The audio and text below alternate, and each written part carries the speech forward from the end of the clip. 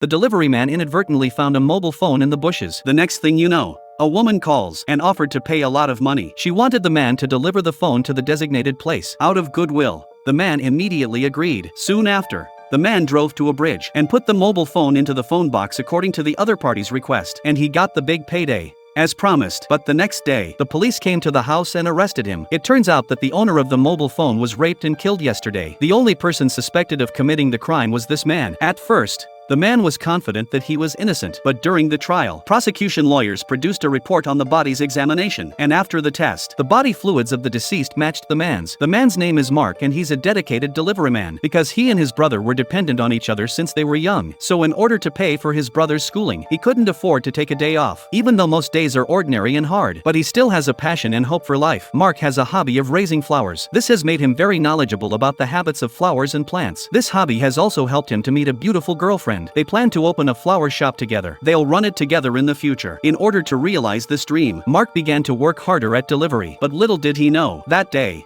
something happened that changed his life. While walking down the stairs, he suddenly found a potted plant that should not be exposed to the sun for a long time. Out of kindness, Mark helped to move it to the other side. He wrote a note to the owner of the potted plant, advising him to take care of the flowers. Then, while delivering the next order, he met an old lady with a suitcase. At the request of the grandmother, he pulled the suitcase and delivered it all the way to the other side. And then he accidentally found a mobile phone at dinner. The woman who claimed to be the owner wanted the man to deliver the phone to a specific location. Mark didn't want to agree, but when he heard that he would be paid well, he immediately threw the rubbish into the rubbish bin. Then he drove his motorbike to the promised place without stopping. But when he arrived, he realized it was just a bridge tunnel. Luckily, the owner of the phone called again and told him to just put it in the phone box inside. Although he was a bit puzzled why he chose such a remote place, but Mark put the phone in the phone box as promised, and he got his fee. At first he thought it was just a lucky break, but what he didn't expect. The next day, the police stormed into the florist's shop and arrested him. The news of the delivery man's rape and murder caused an uproar. A lot of media gathered outside the police station. They asked Mark why he killed the woman. Mark was totally confused and at a loss. In the interrogation room,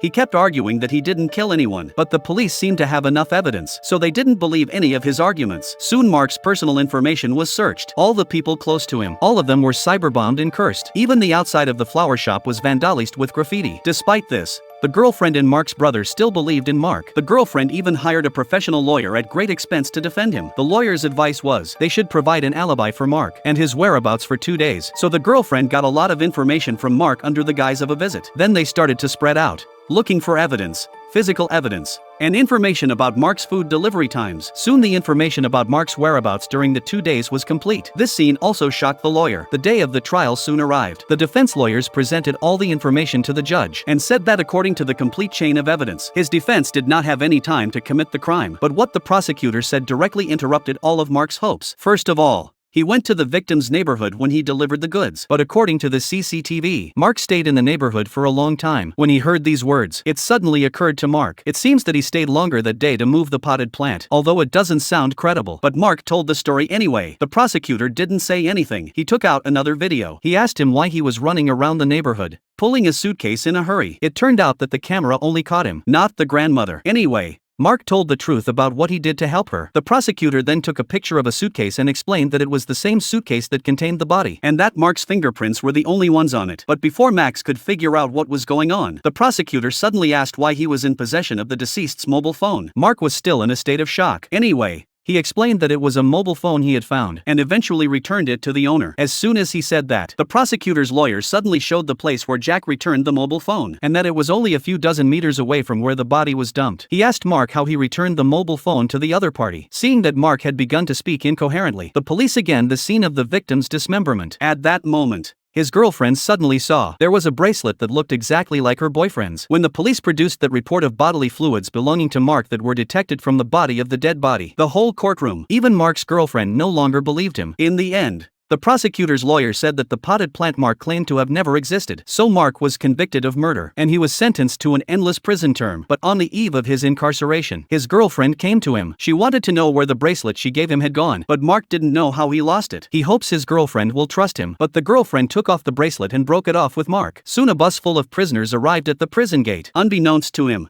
Mark was in for an even more difficult ordeal.